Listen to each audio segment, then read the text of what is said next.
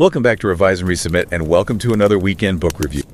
I'm Pavlov. And I'm Nikita. You know, I remember a few years back waking up with that little tickle in my throat, slight cough, and you get that immediate sinking feeling, oh no, am I getting sick? We've all been there. Right. And instantly your brain kicks in. Is it just allergies? Did I catch something traveling? Do I even have a test somewhere? Every single one of those thoughts, you know, noticing the symptom, thinking about the test, deciding whether to isolate or maybe take something. It's all about interpreting signs. Your body's signals. Exactly. Angry. To figure out the object, my health status. But what if you could actually map that whole complex web? The observations, the decisions, the outcomes. But map it mathematically. Precisely. Yeah. And what if that same math, that same framework could explain how, say, a species evolves specific traits, or how advanced AI starts to make sense of the world? Well, that's exactly the, I'd say, extraordinary question at the core of Professor Paul Kochelman's book, Mathematical Models of Meaning, a dynamic systems approach to possible world semiotics. It's quite a title, but the idea is huge. Yeah. It is. Professor Kochelman, he teaches anthropology at Yale, and he just has this amazing way of pulling together these incredibly diverse fields. You've got Bayesian inference, statistical mechanics, decision theory, Mathematical biology, evolutionary game theory, AI, linguistics, anthropology. It's ambitious. Absolutely. And he weaves it all into this coherent way of understanding meaning itself. He's written other really fascinating books too, like The Art of Interpretation in the Age of Computation, and last words, Large Language Models and the AI Apocalypse. Both brilliant. Definitely worth checking out. But this book, Mathematical Models of Meaning, it offers this unified framework. It gets right to the heart of what meaning is, how information and value and purpose all kind of connect. And how meaning shows up in, well, all kinds of systems at all different scales. It really is a journey into something way more fundamental than just, say, human language.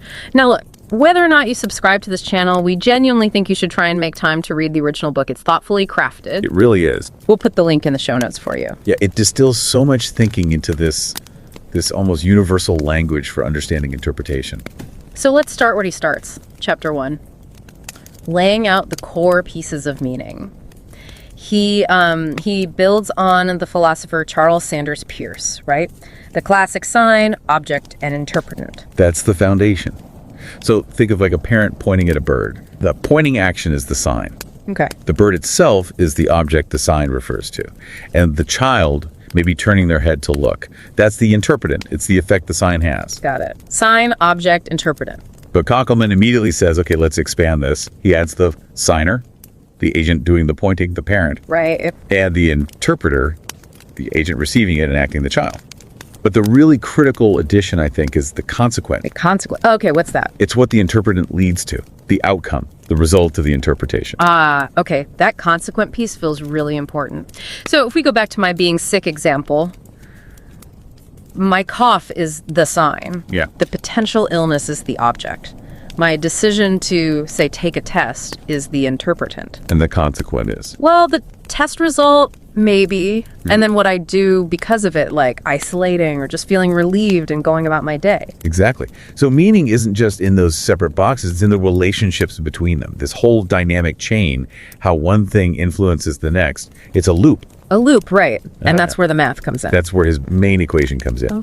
It's not just a dry formula. It's a way to formalize this entire loop, to actually calculate the value of making a certain interpretation given a specific sign. Okay, the value, so it helps distinguish things. Yes. Crucially, it lets us separate the meaning of a sign, like how it changes your understanding of the object, the illness. From its information, how much uncertainty it reduces. Exactly. And from its value, which is basically how much you theoretically pay to get that sign, based on what difference it makes to the consequences. You know, that distinction is huge because you could have tons of information, right? Loads of data. Oh, absolutely. Information overload. But if it doesn't actually change your your decision, your action, or lead to a better consequent, a better outcome, then that information's value might be zero, or even negative if it just confuses you. it really makes you question this obsession with just gathering more and more data. It forces you to ask, is this actually useful? Does it help me achieve my goals? So chapter 2 then takes these ideas and makes them really concrete, right? With that scenario of dealing with an illness going around. Yes, super relatable. It walks you through starting with, say, a baseline chance of being sick, your prior belief. Your gut feeling. Kinda.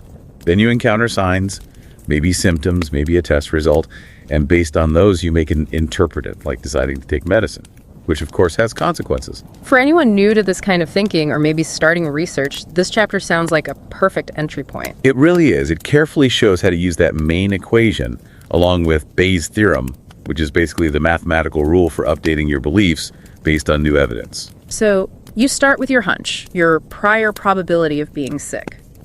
Then you get new info, the sign, like a test result. And Bayes' theorem tells you exactly how that new info should shift your belief. You end up with a posterior probability, your updated belief about being sick. Much more informed. And this is where it gets really practical. You were saying it helps figure out a critical price. Yes. It's not just abstract. It calculates how much a diagnostic test is actually worth to you, based on how much its information could improve your decision and the value you place on the different outcomes getting better faster versus side effects, for instance. That's useful. It also brings in this idea of the agent's ground versus the environment's ground. Ah, yes. This is vital. Your agent's ground is your subjective world, your beliefs, your values, your assumptions. An internal map. Exactly. And the environment's ground is the objective reality out there, the way things actually are. And the alignment or misalignment between those two. That's where things can go right or wrong. Absolutely critical. If your internal map, your agent's ground, says a symptom is meaningless, but in reality, the environment's ground, it signals something serious, well, your decisions based on that flawed map will lead to poor outcomes. So anyone trying to model decision-making under uncertainty needs to consider this gap, how our own biases affect things. It quantifies the cost of being wrong, essentially. Okay, that makes sense for, like, a single decision point. But what about things happening in real time, continuous interaction? Like a predator chasing prey? Yeah, that's chapter 3, right? Meaning in motion. How does the model handle that? It shifts gear. It applies the same core ideas, but to continuous dynamic interactions. So imagine that chase. The prey's movement isn't just one sign, it's a continuous stream of signs for the predator. Constantly updating. And the predator's chase isn't one choice, it's a continuous interpretant, constant adjustments in direction and speed reacting to the prey signs. So the model shows how these actions are like tightly coupled, constantly influencing each other. Precisely. It shows how world lines, which are just the paths of these interacting agents through space and time, emerge naturally from a continuous version of that main equation. Wow. So it can handle not just discrete choices, but fluid situations. That sounds incredibly relevant for people working with, say, complex adaptive systems. Or robotics, maybe even modeling market dynamics, where agents are constantly reacting. It even explores how things like different terrains can influence the interaction, changing the meaning of the chase itself. It's like formalizing the dance between them. An elegant way to show that semiotics, this process of signs and interpretation, isn't just for language or conscious minds. It's built into how systems interact dynamically. Okay, now chapter 4. This one sounds really mind-bending. The evolution of meaning. Biosemiotic agents. It suggests meaning can evolve, even in mindless agents. This is where it gets really deep into the origins. How can something like an allele in a gene pool, which has no mind, evolve the capacity to act as if it's interpreting signs? How does that even work? Well, think about it over generations. Imagine plants developing certain leaf shapes or colors. Those become signs, indicating maybe toxicity or nutritional value. Okay. And then animals evolve interpretants, behaviors like eating certain plants or avoiding others. If eating a non-toxic plant, interpreting the sign correctly, helps the animal survive and reproduce, then that behavior, that interpretant, gets selected for. It spreads through the population. Exactly. It's pure natural selection, driven by these sign-interpretant consequent loops playing out over evolutionary time. The fitness outcome is the consequent. So the model shows how populations can kind of settle into these stable patterns, these fixed points. It looks like rational behavior. But it's actually the result of this filtering process. Kuckelman calls it sieve and serendipity, selection acting on random variations. And this is how things like camouflage emerge, like non-intentional deceit. Perfect example. The animal isn't consciously trying to trick anyone.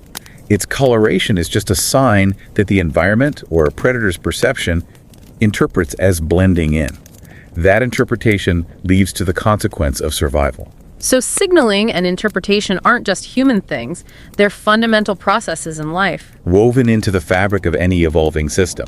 It even helps explain how conventions, like languages, can emerge and stick around, or sometimes fade away, based on these evolutionary pressures. Okay, building on that evolutionary idea, Chapter 5 looks at strategies and costs. Hawks, doves, mutants. Sounds like game theory. It draws heavily on evolutionary game theory, yes.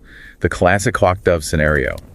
Is it better to be aggressive, hawk, or passive, dove, when competing for resources? And usually you find some kind of stable mix in the population. Right, neither strategy completely takes over. Often, yes. But Koppelman adds a twist. He introduces mutants, agents who have slightly different semiotic abilities. Maybe they're better at reading the signs of aggression, or more flexible in their response. So they can interpret better. Potentially. But he also introduces the cost of a semiotic capacity. Being smarter, being more flexible, being better at interpreting. That takes energy. It has a cost. Okay, so it's not automatically better to be the super interpreter mutant. Not necessarily. This chapter explores that trade-off. How does the presence of these flexible mutants affect the established hawk-dove balance? Can they disrupt it? Does the model suggest they usually do, or does the cost often hold them back? It depends on the specific costs and benefits in that environment. That's what the model lets you explore. It shows how the ability to interpret can shift the strategic landscape, but only if the benefit outweighs the cost. Sometimes the cost of that sophisticated interpretation is just too high, and the simpler strategies persist. It quantifies the trade-off. That makes sense. It helps explain why not everything evolves maximum intelligence, maybe. Exactly. It explains how these dynamic balances are maintained, or sometimes how they get completely upended by a new interpretive strategy. Okay, shifting gears again. What about agents that learn within their lifetime, not just over generations? Chapter 6, Reinforcement Learning. Right. This chapter focuses on how an agent's habits, Koppelman calls this its register, get shaped by feedback. Yeah. Positive or negative reinforcement for past actions. So if doing something in response to a sign works out well, you're more likely to do it again. Pretty much. The more a practice like making a specific interpretant when you see a certain sign gets rewarded, the stronger that habit becomes.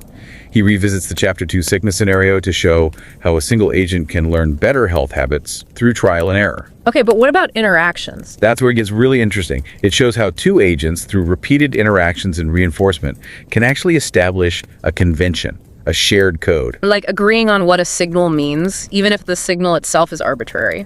Precisely. Like agreeing that flashing a light means danger. It could have been a sound or anything else, as long as both agents learn to associate that sign with that meaning and the appropriate action. The model shows how these arbitrary codes can emerge just through learning. But then he throws in a parasite. Yeah, an agent that tries to exploit the communication channel for its own benefit without contributing. This shows how the learning dynamics can become unstable. How so? The agents might get locked into these cycles, constantly shifting their code to try and avoid being exploited by the parasite. It doesn't just settle down. It can become periodic, this cat-and-mouse game of changing conventions. That sounds incredibly relevant for understanding how shared practices emerge or break down in society, or even for designing AI agents that need to cooperate or compete. Definitely. It highlights the fragility of conventions when there's an incentive to cheat the system. So speaking of AI, Chapter 7, Meaning in Machines, Machine Semiosis. This brings it all directly to machine learning, right? Neural networks. Exactly. Okay. It explicitly frames what neural networks do as a semiotic process. Taking in data signs, making predictions, interpretants, adjusting their internal parameters, weights, and biases. So the prediction part, the forward pass through the network, that's semiosis. That's the interpretation, yes. Based on its current understanding, its internal state. And then the learning part, backpropagation, where it adjusts based on errors. That's meta-semiosis, meaning about meaning. Yes. The network isn't just interpreting the input, it's reflecting on its own interpretation process and changing its internal ground as parameters to get better next time. It's learning how to interpret. Like it's realizing its map of the world needs updating, and it redraws parts of it. That's a great way to put it. It uses the example of two neural networks learning to coordinate, establishing a code similar to the agents in the previous chapter, and then applies this lens to large language models. How does it explain things like next word prediction? It frames it as a semiotic process, but crucially, it argues that the models Apparent intentionality, or understanding, isn't intrinsic. It's parasitic on the vast amount of human intentionality embedded in the training data. So the LLM is reflecting the patterns of meaning we put into the text it learned from. It's an echo chamber of human semiosis. In a way, yes. It's incredibly good at mimicking the structure of our meaning making, but the model itself doesn't possess the same kind of grounded intentionality. It's a powerful distinction. It definitely offers a more grounded way to think about what AI is actually doing beyond the hype. Absolutely. Okay, chapter 8 then zooms out again. The worlds of meaning, possible world semiotics. This sounds like it's about the context, the universe of meaning. It is. It formalizes the idea of possible worlds. Think of it as all the different ways a given situation, like our sickness scenario, could potentially be. Every possible combination of health status, symptoms, test outcomes. So like a huge space of possibilities. And a proposition, like the statement, the person is healthy, is defined as the set of all those possible worlds where that statement is true. Okay, so how does that help? Well, as an agent, as you gather evidence, you sense signs, you get test results. Yeah. You're effectively eliminating some of those possible worlds. You're narrowing down the set of worlds that are still plausible, given what you now know. Ah, I see. So getting a positive test result drastically shrinks the set of possible worlds where I'm healthy. It increases the plausibility of the worlds where I'm sick. Exactly. It's a really clear way to visualize how your interpretive ground, your current beliefs and assumptions, is constantly being updated by information. It defines what seems necessary or possible to you at any moment. That feels like a really useful tool for thinking about uncertainty, how information constrains the possibilities. It helps you see how information shapes your understanding of what's still on the table, so to speak. And then the final chapter, chapter 9, brings it all together. Meaning, about meaning. Metasemiotic processes. This is where agents become self-reflective. This is the culmination. Here, the agent's own interpretive grounds their beliefs, their values, even their models of how the world works. These become the objects and consequence of interpretation. Wait, so the agent is interpreting its own interpretation system? Yes. Imagine an agent realizing, my current model of this situation isn't working very well. That realization is like a meta sign. It signals a problem with the ground itself. And the meta-interpretant. That's the action the agent takes to change its ground. Deciding to update its beliefs, maybe seek out specific new information to fix its model, or even adopt a whole new framework. That sounds like learning how to learn, or critical thinking. It's getting there. It also explores how one agent can build a model of another agent's model, thinking about what they think, which leads to recursive understanding. Or deception, trying to manipulate someone else's model. That too.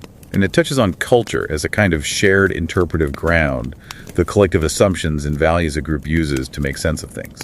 So this chapter really opens up understanding self-correcting systems, complex social dynamics, how truly adaptive learning works. At a really fundamental level, it's where the whole system turns back on itself, allowing for much more sophisticated behavior. It's meaning, becoming aware of meaning. You know, looking back at all this, what's just incredible is how Kaufman manages to connect the dots, all the way from like the simplest biological response to the most sophisticated AI logic we have today. He really shows that meaning isn't some vague, mystical human thing. It's a dynamic, measurable process. Embedded in how agents, living things, machines, maybe even social systems sense their world, interpret it, and act based on that interpretation. So whether your interest is in building smarter AI, or understanding social behavior, or honestly just making better choices in your own life, this model offers a really profound new lens. A new way to see how we and everything around us actually make sense of the world. It's a unifying framework for interpretation and adaptation. So for you listening, what does this all mean for your next step? Maybe it's just seeing those everyday interactions differently, recognizing the hidden equations guiding them. Or maybe it sparks some curiosity about your own interpretive ground, your personal map of what's possible. How did that map shape the choices you see, the decisions you make? The next time you get a piece of news or face a tricky decision, maybe pause and think. What's the sign? What's my interpretation? And crucially, what's the potential value of this information in leading to a better consequence? What patterns might you start noticing now, looking through this lens of signs, interpretants, and consequences? And don't forget to subscribe to Revise and Resubmit on Spotify and Apple Podcasts. Until next time, keep those minds curious, keep questioning, and keep revising and resubmitting.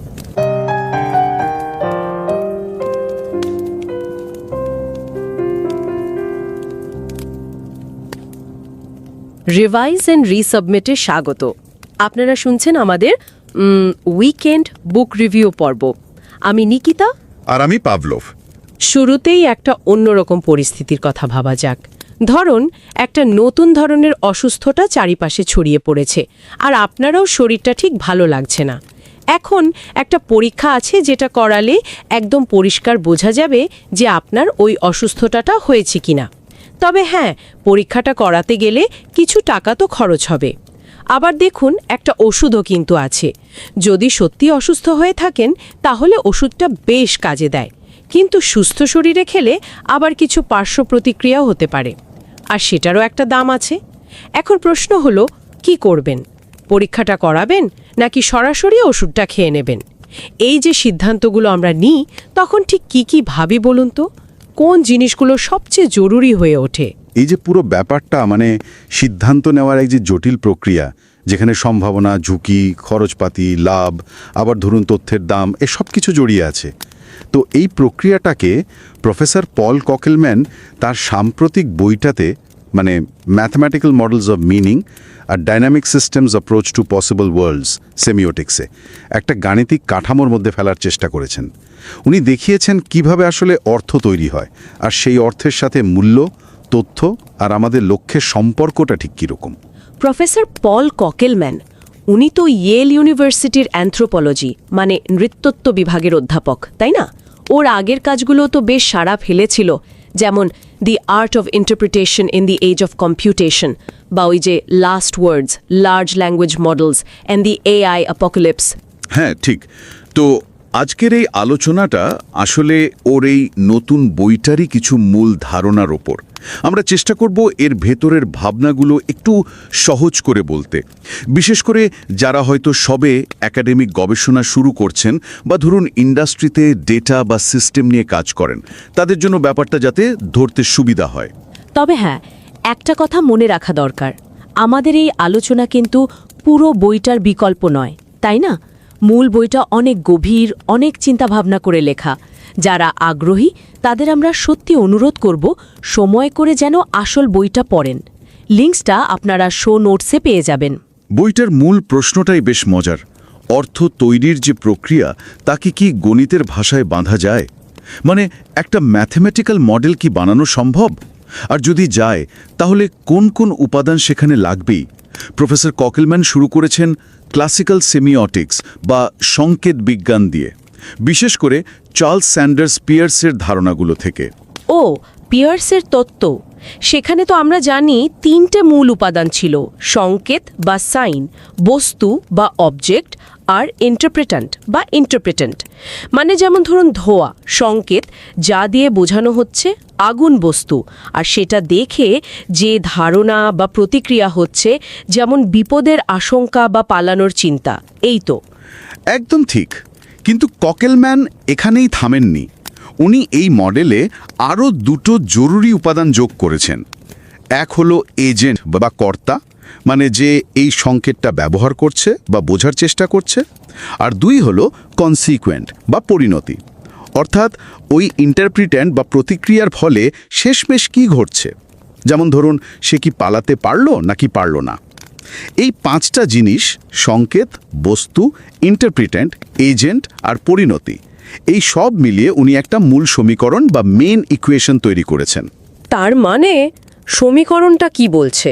সমীকরণটা বলছে একটা সংকেতের অর্থ শুধু এটা নয় যে ওটা কোনো বস্তুকে নির্দেশ করছে, বরং যে এজেন্ট সংকেতটা পেল তার কাছে ওই বস্তুর সম্ভাবনা কতটা বদলালো, এবং সেই বদলানো সম্ভাবনার ভিত্তিতে সে যে কাজটা করবে, ইন্টারপ্রেট্যান্ট, তার প্রত্যাশিত ফলাফল, কনসিকুয়েন্ট কি হবে, এই পুরোটার ওপর অর্থ নির্ভর করছে। বাব্বা, তার মানে শুধু ধোঁয়া দেখে আগুন বোঝা নয়, কে দেখছে, এজেন্ট, তার মনে আগুনের সম্ভাবনা কতটা বাড়ছে, সে কি করবে ঠিক করছে, ইন্টারপ্রেটেন্ট, আর তার ফলে তার কি লাভ বা ক্ষতি হচ্ছে, পরিণতি। এই পুরো চক্রটাই অর্থের অংশ। এটা তো অর্থকে অনেক বেশি জীবন্ত আর ফলাফল কেন্দ্রিক করে তুলছে। মানে অর্থটা শুধু মাথার ভেতরের ব্যাপার নয়, বাইরের জগতের সাথে সরাসরি যুক্ত। একদম। এই মডেল অনুযায়ী অর্থ জিনিসটা আসলে সম্ভাবনার পরিবর্তন। একটা সংকেত পাওয়ার আগে জগৎ নিয়ে এজেন্টের যা ধারণা ছিল, মানে তার প্রায়ার প্রবাবিলিটি, সংকেতটা পাওয়ার পর সেই ধারণাটা কতটা পাল্টে গেল, মানে পস্টিরিয়র প্রবাবিলিটি, সেটাই ওই সংকেতের অর্থ তৈরি করছে। আর একটা সংকেতের মূল্য কতটা, ভ্যালু অফ সিগন্যাল বা ভি অফ এস, সেটা নির্ভর করছে এই নতুন ধারণার ভিত্তিতে এজেন্ট যে সিদ্ধান্তটা নিচ্ছে সেটা কতটা ভালো ফল দিচ্ছে তার উপর। আচ্ছা, শুরুতে যে অসুস্থতার উদাহরণটা দেওয়া হলো সেটা দিয়ে কি এই মডেলটা আরেকটু পরিষ্কার করা যায়? ধরুন আমার শরীরে কিছু লক্ষণ দেখা যাচ্ছে, সংকেত। হ্যাঁ, ঠিক। দ্বিতীয় অধ্যায়ে লেখক এই উদাহরণটাই খুব সুন্দরভাবে ব্যবহার করেছেন। লক্ষণ দেখে একজন ব্যক্তি ভাবছেন তার অসুস্থ হওয়ার সম্ভাবনা ঠিক কতটা। হয়তো আগে থেকে তার একটা ধারণা ছিল প্রায়ার। লক্ষণটা দেখার পর উনি বেজের থিওরেম ব্যবহার করে একটা নতুন সম্ভাবনা পোস্টিরিয়র হিসাব করতে পারেন।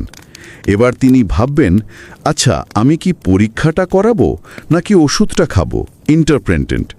প্রত্যেকটা কাজের সম্ভাব্য ফলাফল আছে, সুস্থ হওয়া, পার্শ্ব প্রতিক্রিয়া ভোগা, টাকা খরচ হওয়া ইত্যাদি। এই ফলাফলগুলো আর তাদের ঘটার সম্ভাবনা, এগুলো মিলিয়ে উনি একটা প্রত্যাশিত মূল্য বা এক্সপেক্টেড ভ্যালু বের করবেন। যে সিদ্ধান্তের এক্সপেক্টেড ভ্যালু সবচেয়ে বেশি সেটাই তিনি সম্ভবত বেছে নেবেন। তার মানে লক্ষণটা পাওয়ার ফলে যদি তার সবচেয়ে ভালো সিদ্ধান্তের প্রত্যাশিত মূল্য আগের চেয়ে বেড়ে যায়, তবেই সেই লক্ষণের একটা আসল মূল্য আছে, মানে ডিসিশন ভ্যালু। একদম ঠিক পয়েন্ট। এখানেই একটা গুরুত্বপূর্ণ বিষয় আসছে, তথ্যের মূল্য আর সিদ্ধান্তের মূল্য কি এক? মানে পরীক্ষাটা করালে আমি একটা তথ্য পাবো আমি অসুস্থ কি না, কিন্তু সেই তথ্যের আসল দামটা কি এটা নয় যে ওই তথ্যটা ব্যবহার করে আমি আমার সিদ্ধান্তটা, ওষুধ খাবো কি খাবো না, কতটা ভালো করতে পারছি? হ্যাঁ, এটাই তো মনে হচ্ছে।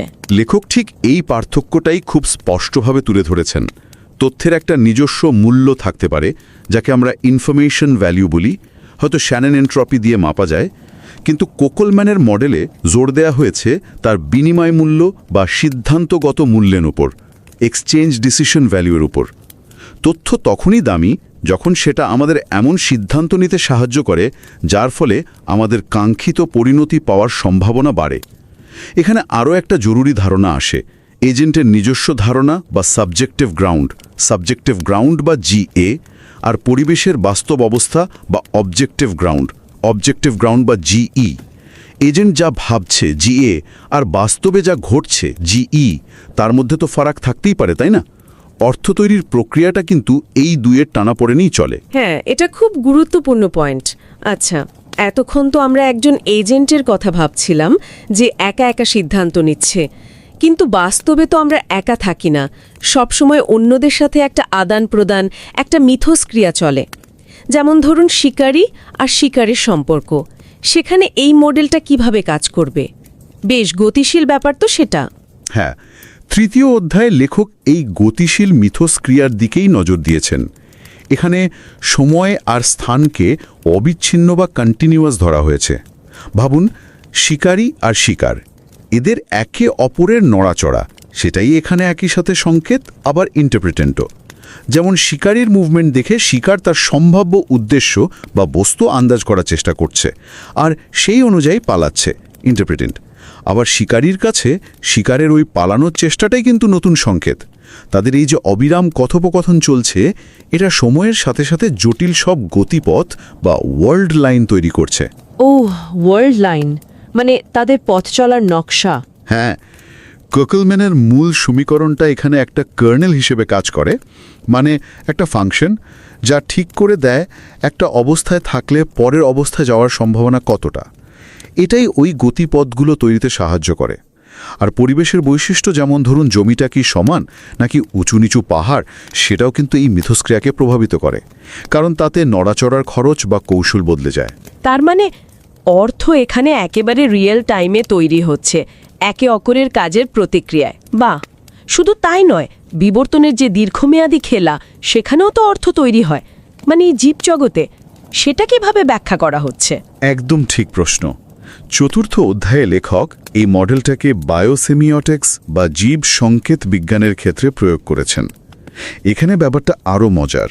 এখানে জিন বা অ্যালিলকে এক ধরনের এজেন্ট হিসেবে দেখা হচ্ছে। ভাবুন, জিনের বিভিন্ন রূপ বা অ্যালিলগুলোই যেন ঠিক করে দিচ্ছে জীবের আচরণ, যা আসলে সংকেত ইন্টারপ্রেটেশন সম্পর্ক। যেমন ধরুন, একটা গাছের পাতার বিশেষ রং বা আকার সংকেত, সেটা হয়তো কোনো প্রাণীর কাছে তার খাদ্যগুণ বা বিষাক্ততা নির্দেশ করছে।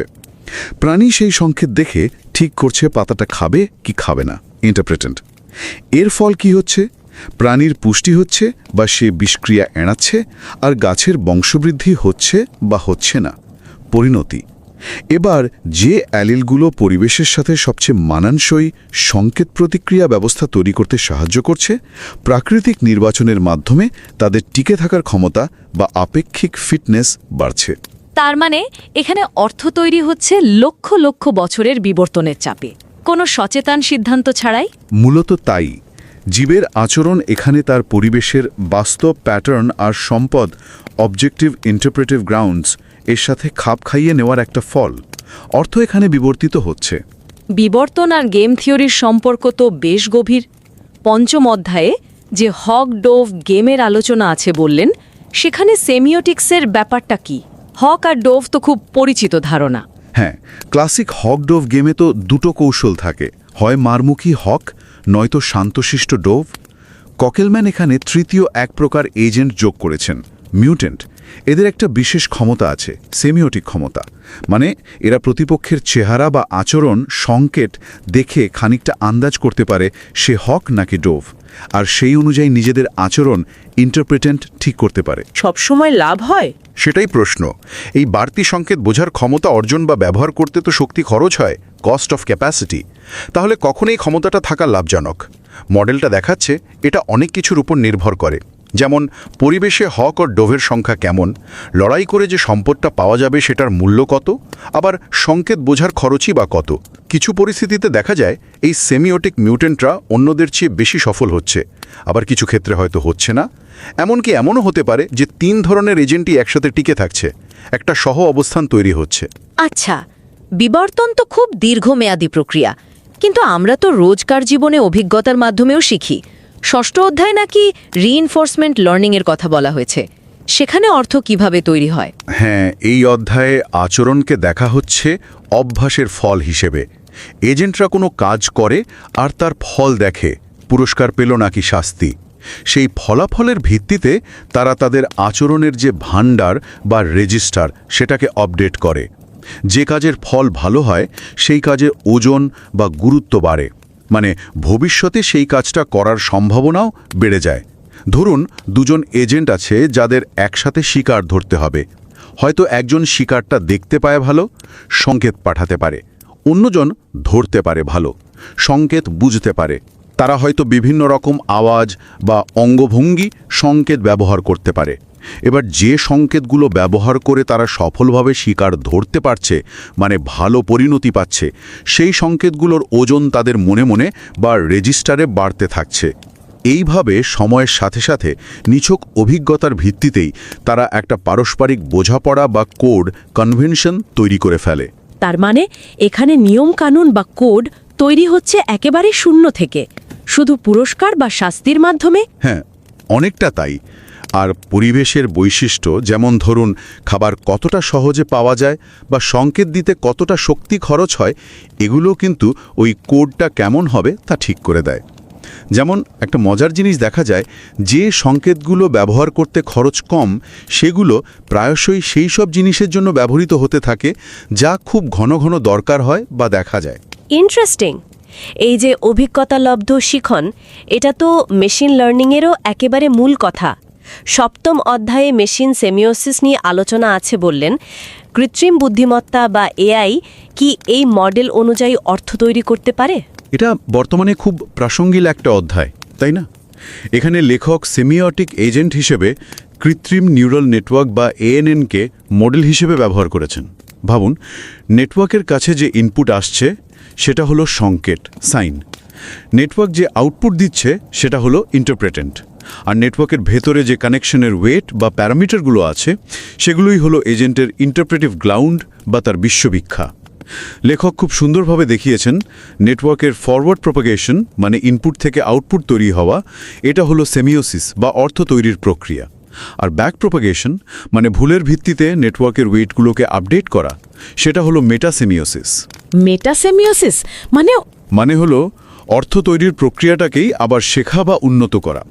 সিস্টেমটা শুধু অর্থ তৈরি করছে না, সে শিখছে কিভাবে আরও ভালোভাবে অর্থ তৈরি করা যায়। তাহলে লার্জ ল্যাঙ্গুয়েজ মডেল যেমন ধরুন ChatGPT বা এই ধরনের সিস্টেমগুলো, তারাও কি এই মডেলের মধ্যে পড়ে? লেখক LLM এর মূল কাজটাকেও এই কাঠামোয় ফেলার চেষ্টা করেছেন, মানে পরের শব্দটা অনুমান করা, নেক্সট ওয়ার্ড প্রেডিকশন। এখানে আগের শব্দগুলো হলো সাইন, আসল যে শব্দটা আসা উচিত ছিল সেটা হলো অবজেক্ট, আর মডেল সম্ভাব্য যে শব্দগুলোর তালিকা দিচ্ছে সেটা হলো ইন্টারপ্রেটেন্ট। তবে উনি খুব পরিষ্কার করে একটা কথা বলেছেন, এই LLMগুলো আসলে কি করে? মানুষের লেখা বিশাল টেক্সট ডেটা থেকে তারা স্ট্যাটিস্টিক্যাল প্যাটার্ন শেখে। তাদের নিজস্ব কোনো উদ্দেশ্য বা জগতের সাথে সরাসরি সংযোগ বা ইন্টেনশনালিটি নেই।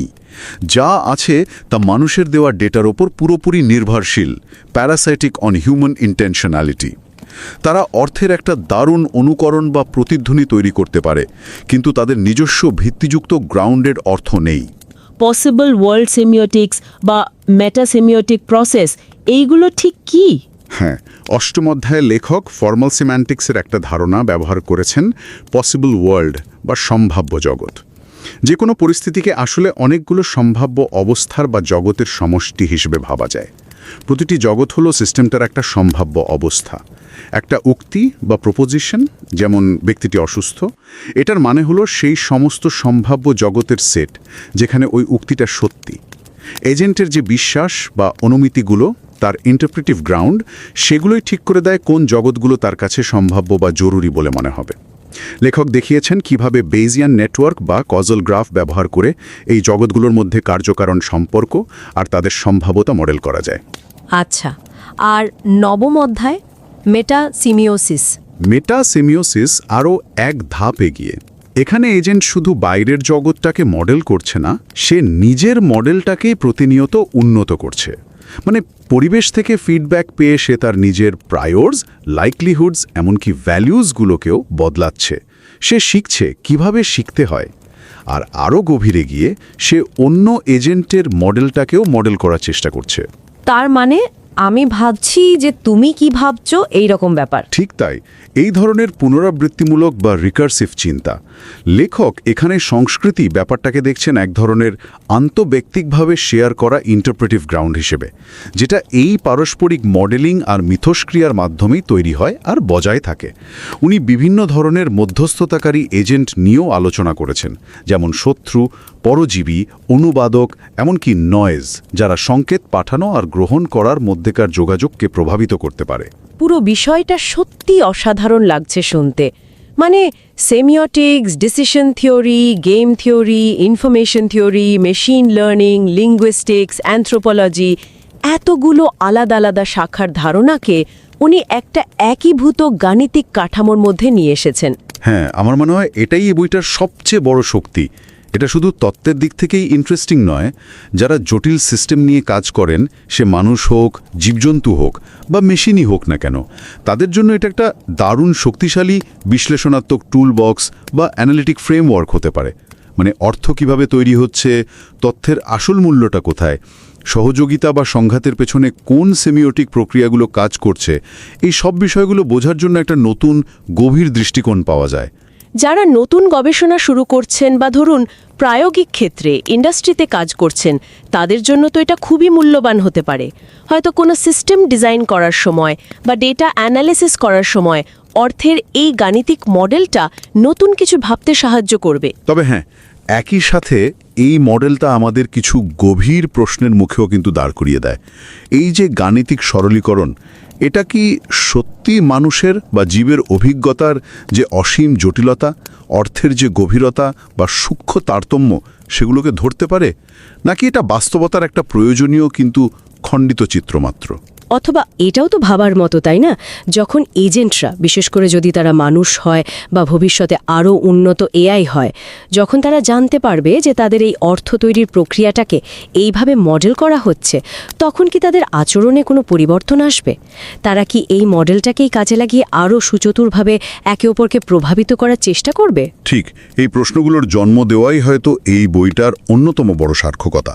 এটা শুধু কিছু উত্তর দেয় না, বরং অর্থ, মূল্য, চেতনা এবং আমাদের নিজেদের ও আমাদের সৃষ্টির ভবিষ্যৎ নিয়ে আরও অনেক নতুন এবং জরুরি প্রশ্নের মুখোমুখি করে দেয়।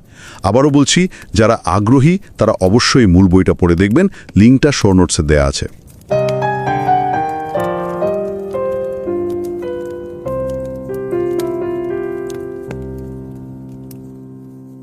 नमस्कार। रिवाइज एंड रीसबमिट में आपका स्वागत है। मैं हूं पावलोव और मैं हूं निकिता। सोचिए, एक कोई अजीब सी नई बीमारी फैली हुई है। कुछ लोगों में एक खास लक्षण दिख रहा है, कुछ में नहीं। अब एक टेस्ट तो है, लेकिन वो महंगा भी है और 100% सही भी नहीं। हाँ, ये मुश्किल है। और एक दवा भी है, अगर बीमार हैं तो बहुत असरदार, लेकिन अगर आप ठीक हैं और ले ली तो साइड इफेक्ट बुरे हो सकते हैं। ओके। तो सवाल यह है, क्या टेस्ट करवाएं या सीधे दवा ले लें? रोज के फैसले लगते हैं ये, है ना? लेकिन इनके पीछे तर्क, संभावना और हम किस चीज को कितना महत्व देते हैं, इसका एक गहरा गणित छिपा हो सकता है। बिल्कुल सही कहा।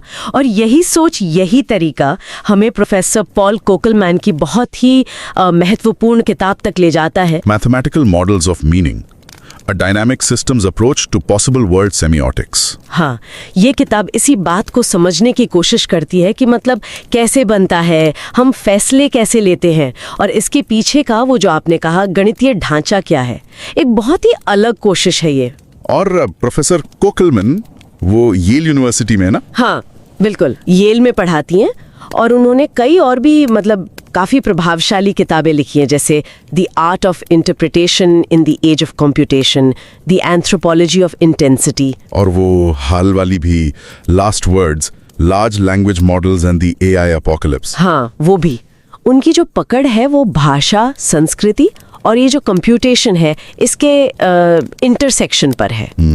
तो आज हम जिस किताब की बात कर रहे हैं वो मतलब सूचना, मूल्य, उद्देश्य, इन बुनियादी सवालों को एक नए गणित वाले लेंस से देखती है। और ये किसके लिए ज्यादा फायदेमंद हो सकती है? मुझे लगता है जो लोग एकेडमिक रिसर्च में नए हैं उनके लिए, या फिर जो इंडस्ट्री में टेक या फंक्शनल रोल्स में है उनके लिए भी ये दिलचस्प हो सकती है, क्योंकि ये अलग अलग फील्ड्स के आइडियाज को एक जगह लाती है। अच्छा, तो आज की इस बातचीत में हम यही कोशिश करेंगे कि इस किताब की जो मुख्य विचार हैं और हर अध्याय की एक झलक दे सकें, एक शुरुआती समझ। बिल्कुल। और ये बहुत ज़रूरी है कहना कि सिर्फ एक परिचय है, बस एक झलक।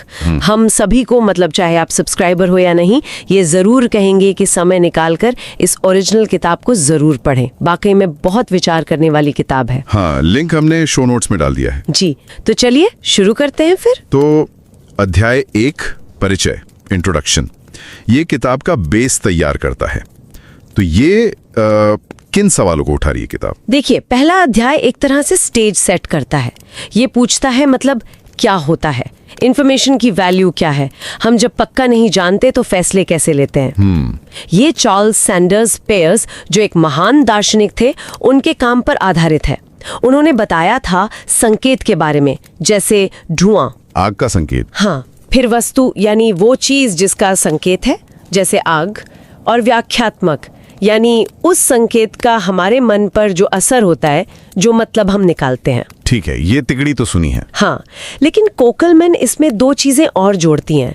एक है एजेंट, मतलब वो कौन है जो संकेत को समझ रहा है, और दूसरा परिणाम, उस समझ के आधार पर क्या नतीजा निकलता है, क्या एक्शन लिया जाता है। ओके, तो सिर्फ संकेत और मतलब नहीं, बल्कि कौन समझ रहा है और उसका नतीजा क्या है, ये भी। बिल्कुल। और सबसे खास बात, ये अध्याय एक मुख्य समीकरण देता है, एक मेन इक्वेशन। गणितीय समीकरण? हाँ, ये एक मैथमेटिकल फ्रेमवर्क है जो दिखाता है कि कोई एजेंट मतलब कोई व्यक्ति या सिस्टम कैसे अलग अलग संभावनाओं को कि क्या हो सकता है, उसकी कितनी चांस है, हाँ।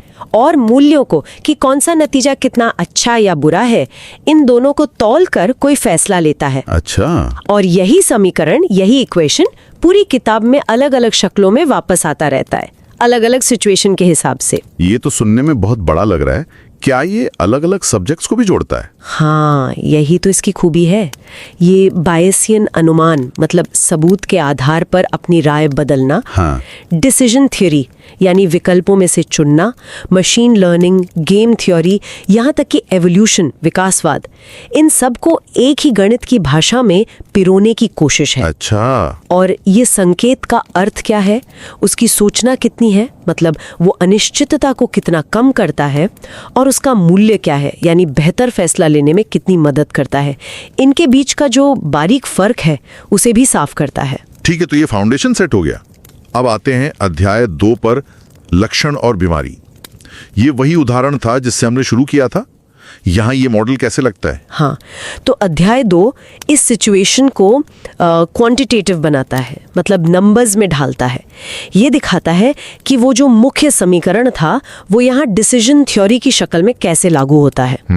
ये पूर्व संभावनाओं का इस्तेमाल करता है, मतलब बिना कोई लक्षण देखे आमतौर पर बीमारी होने की कितनी संभावना है। Okay, baseline chance. हाँ, फिर आती हैं संभाव्यताएं, लाइक्लीहुड्स, कि अगर बीमारी है तो लक्षण दिखने की क्या संभावना है, और अगर नहीं है तो लक्षण दिखने की क्या संभावना है। टेस्ट कितना सही है ये भी इसमें आता है। और इस सब जानकारी को मिलाकर हम निकालते हैं पश्चात संभावना, मतलब लक्षण दिखने के बाद या टेस्ट के बाद असल में बीमारी होने की कितनी संभावना है। ये तो बेस का प्रमेय लग रहा है। बिल्कुल सही पकड़ा, ये बायस का प्रमेय ही है जो यहाँ काम कर रहा है। टेस्ट का रिजल्ट यहाँ एक संकेत है, और इस संकेत यानी टेस्ट रिजल्ट का मूल्य क्या है? इसका मूल्य इस बात में है कि ये जानकारी हमें कितना बेहतर फैसला लेने में मदद करती है। मतलब क्या टेस्ट करवाने से जो पता चला उससे दवा लेने या ना लेने का हमारा फैसला इस तरह बदला कि आखिर में नतीजा हमारे लिए बेहतर हो, जैसे सही इलाज मिल गया या साइड इफेक्ट से बच गए, तो सूचना का मूल्य उसके प्रैक्टिकल नतीजे से जुड़ा है। हाँ, ये साफ हुआ कि इंफॉर्मेशन और वैल्यू कैसे जुड़े हैं। तो ये तो हुआ एक स्थिर फैसला, एक पॉइंट पर लिया गया। अध्याय 3 हमें एक डायनामिक सिचुएशन में ले जाता है, शिकारी और शिकार। यहाँ क्या अलग है? यहाँ सब कुछ लगातार बदल रहा है ना? शिकारी शिकार के पीछे, शिकार बचने की फिराक में, उनकी चाल, स्पीड, डायरेक्शन सब रियल टाइम में बदल रहा है। हाँ। तो यहाँ वो जो मुख्य समीकरण था उसका कंटिन्यूअस रूप सामने आता है, निरंतर। ये सिर्फ एक फैसले की बात नहीं है, ये चालों और जवाबों की एक लगातार चलने वाली चेन है। तो यहाँ एक दूसरे की हरकतें ही संकेत बन जाती हैं। जैसे शिकारी अगर थोड़ा बाएं मुड़ा तो शिकार के लिए संकेत है कि वो किधर जा सकता है। हाँ बिल्कुल, ये अध्याय दिखाता है कि मॉडल कैसे लगातार बदलते संकेतों और समय को हैंडल करता है। एजेंट एक दूसरे की चालों को संकेतों की तरह पढ़ते हैं और लगभग तुरंत अपनी स्ट्रैटेजी बदलते हैं। अच्छा। इसमें यह भी शामिल है कि आसपास का माहौल कैसा है, जैसे इलाका खुला है या छिपने की जगह है, ये उनकी बातचीत की डायनामिक्स को कैसे बदलता है। और इसका इस्तेमाल इसे सिंपल एआई एजेंट्स के बिहेवियर को मॉडल करने में यूज कर सकते हैं, जैसे रोबोट का रास्ता खोजना या किसी गेम सिमुलेशन में दुश्मन का बर्ताव। दिलचस्प। तो स्थिर फैसलों से डायनामिक इंटरैक्शन तक। अब अध्याय 4 बात करता है बायोसिम्योटिक एजेंट्स की, जैव संकेतक एजेंट्स। और यहाँ एवोल्यूशन आ जाता है। यहाँ एजेंट चुनते नहीं बल्कि चुने जाते हैं। ये कैसे? हाँ, यहाँ फोकस एक अकेले एजेंट के फैसले से हटकर पूरी प्रजाति के विकास पर चला जाता है।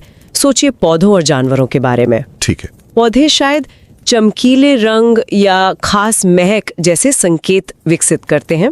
जानवर इन संकेतों को समझना सीखते हैं, जैसे कौन सा फल पक गया है या कौन सा फूल परागण के लिए रेडी है। यहाँ मूल्य या वैल्यू की जगह ले लेती है फिटनेस, मतलब जिंदा रहने और बच्चे पैदा करने की क्षमता। तो मॉडल ये दिखाता है कि कौन सी सिग्नलिंग स्ट्रैटेजी या कौन सी इंटरप्रिटेशन स्ट्रैटेजी समय के साथ किसी आबादी में टिक पाएगी। शायद इसीलिए यहाँ डिफरेंस इक्वेशंस और फिक्स पॉइंट्स का जिक्र है। बिल्कुल सही। डिफरेंस इक्वेशंस दिखाती हैं कि पीढ़ी दर पीढ़ी कोई गुण, जैसे कोई खास संकेत देना या समझना, उसका फैलाव कैसे बदलता है। और फिक्स्ड पॉइंट्स वो अवस्थाएं हैं जहां आबादी में रणनीतियां एक संतुलन में आ जाती हैं। ये अध्याय युग्मित विकास यानी कपल्ड एवोल्यूशन की भी बात करता है, कैसे एक प्रजाति का विकास दूसरी को प्रभावित करता है, जैसे फूल और परागण करने वाले कीड़े एक साथ इवॉल्व होते हैं। हाँ, को-एवोल्यूशन। तो हमने देखा कि कैसे एक ही बेसिक इक्वेशन जिसमें एजेंट, संभावनाएं और वैल्यू या फिटनेस है, पहले एक सिंपल फैसले पर लगा, अध्याय 2, फिर एक लगातार बदलती स्थिति पर, अध्याय 3, और अब विकास पर, अध्याय 4। ये दिखाता है कि ये फ्रेमवर्क कितना फ्लेक्सिबल है। अब अध्याय 5 हमें गेम थ्योरी की तरफ ले जाता है, बाज, फाख्ता और म्यूटेंट। ये क्लासिक हॉक डव गेम जैसा है। हाँ, ये हॉक डव गेम से ही इंस्पायर्ड है, जिसमें एक अग्रेसिव बाज और एक शांत फाख्ता के बीच किसी रिसोर्स के लिए झगड़ा होता है। लेकिन कोकिलमैन इसमें एक बहुत जरूरी ट्विस्ट लाती है। यहाँ एजेंट सिर्फ आंख बंद करके अपनी स्ट्रैटेजी बाज या फाख्ता नहीं चुनते, वो एक दूसरे के लक्षणों या संकेतों को पहचान सकते हैं और उसके हिसाब से अपनी चाल बदल सकते हैं। मतलब ये पता लगाना कि सामने वाला सिर्फ बाज होने का दिखावा कर रहा है या सच में अग्रेसिव है। हाँ, कुछ वैसा ही। और फिर आते हैं म्यूटेंट। इनका क्या रोल है? म्यूटेंट वो एजेंट हैं जिनमें कोई नई संकेत देने की क्षमता या संकेत समझने की क्षमता विकसित हो जाती है। मान लीजिए एक म्यूटेंट फाख्ता पैदा हुआ जो बाज की तरह दिखने का संकेत दे सकता है। अच्छा, धोखा देने के लिए? हो सकता है। मॉडल ये एनालाइज करता है कि क्या ऐसी नई रणनीतियां आबादी में टिक पाएंगी या नहीं। इवोल्यूशनरी स्टेबिलिटी, क्या म्यूटेंट पूरी आबादी पर कब्जा कर लेंगे या पुरानी रणनीतियों के साथ मिलकर रहेंगे। और ये इस पर भी निर्भर करता है कि संकेत देने या समझने की क्षमता बनाने की लागत क्या है।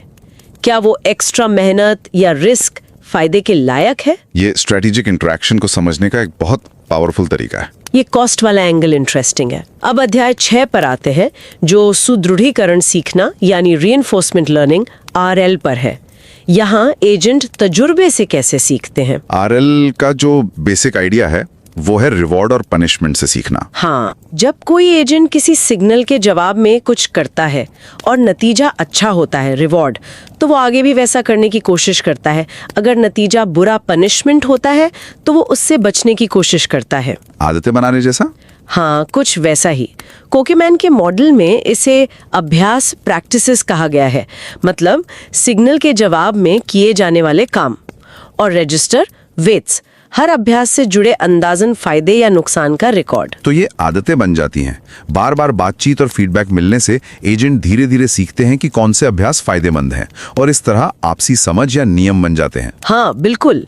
मॉडल दिखाता है कि कैसे एजेंट्स का एक ग्रुप बार बार इंटरैक्ट करके और फीडबैक के आधार पर अपने रजिस्टर्स अपडेट करके धीरे धीरे एक साझा कोड या नियम बना सकता है। और ये तब भी काम करता है जब माहौल में थोड़ा शोर हो, मतलब सिग्नल साफ ना हो या कुछ परजीवी हो जो उनकी बातचीत सुनकर फायदा उठाने की कोशिश कर रहे हो। अच्छा, ये दिखाता है कि कैसे ये सीखने का प्रोसेस धीरे धीरे बेहतर या लगभग ऑप्टिमल स्ट्रैटेजीज की तरफ ले जा सकता है। सीखने का ये प्रोसेस हमें सीधे अध्याय 7 और AI की दुनिया में ले जाता है, मशीन सेमियोसिस। क्या मशीनें जैसे न्यूरल नेटवर्क मतलब समझ सकती हैं या दिखा सकती हैं इस मॉडल के हिसाब से? ये अध्याय एक बहुत ही स्टिमुलेटिंग आइडिया देता है। ये न्यूरल नेटवर्क्स को सेमियोटिक प्रोसेस के मॉडल की तरह देखता है। कैसे? एक न्यूरल नेटवर्क में जब इनपुट डेटा लेयर से गुजरता है और आउटपुट बनता है, फॉरवर्ड प्रोपगेशन, हाँ, तो इसे एक सेमियोटिक प्रोसेस जैसा देखा जा सकता है। संकेत इनपुट से व्याख्या आउटपुट। और सीखने का प्रोसेस बैक प्रोपगेशन, जहां नेटवर्क अपनी गलतियों से सीखकर अपने कनेक्शन बदलता है, उसे यहाँ मेटासेमियोटिक प्रोसेस कहा गया है। मेटासेमियोटिक मतलब बनाने के प्रोसेस के बारे में सीखना या उसे सुधारना। अच्छा, ये अध्याय दिखाता है कि कैसे दो न्यूरल नेटवर्क, एक साइनर यानी सिग्नल भेजने वाला और एक इंटरप्रेटर यानी समझने वाला, आपस में बातचीत करके और सीखकर एक कॉमन कोड बना सकते हैं। ये भी बताता है कि नेटवर्क अपने कनेक्शन कैसे अपडेट करते हैं, जिसे यहाँ गेन कहा गया है, जो असल में लर्निंग रेट जैसा है। और ये चैट जीपीटी जैसे बड़े लैंग्वेज मॉडल्स LLMs के बारे में क्या कहता है? किताब में इनका जिक्र संक्षिप्त में है।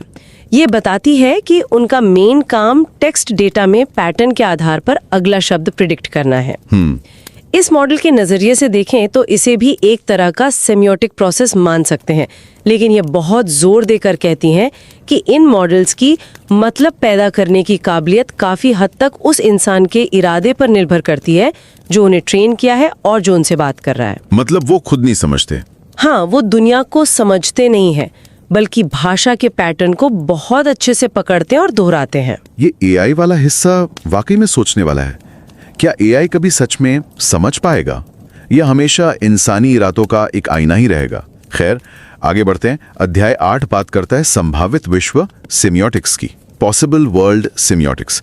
ये संभावित दुनियाओं का कॉन्सेप्ट क्या है और ये मतलब समझने में कैसे मदद करता है? संभावित दुनिया या पॉसिबल वर्ल्ड का आइडिया फॉर्मल लॉजिक और लिंग्विस्टिक्स से आता है। अच्छा। इसे ऐसे समझे, अगर आप सिक्का उछालें तो दो संभावित दुनिया हैं, हेड या टेल। किसी भी सिचुएशन के जितने भी मुमकिन नतीजे या अवस्थाएं हो सकती हैं, वो सब मिलकर संभावित दुनियाओं का सेट बनाती हैं। जैसे वो बीमारी वाले उदाहरण में? हाँ, उसमें शायद 16 संभावित दुनियाएं थीं। बीमार, स्वस्थ, लक्षण नहीं, दवा ली नहीं, ठीक हुआ नहीं, ये सारे कॉम्बिनेशन। ये फॉर्मल स्ट्रक्चर हमें मतलब प्रोबेबिलिटी और यहाँ तक कि अनिवार्यता क्या हर संभव दुनिया में सच है और संभावना क्या कम से कम एक दुनिया में सच है, इन सबको गणितीय रूप से एनालाइज करने देता है।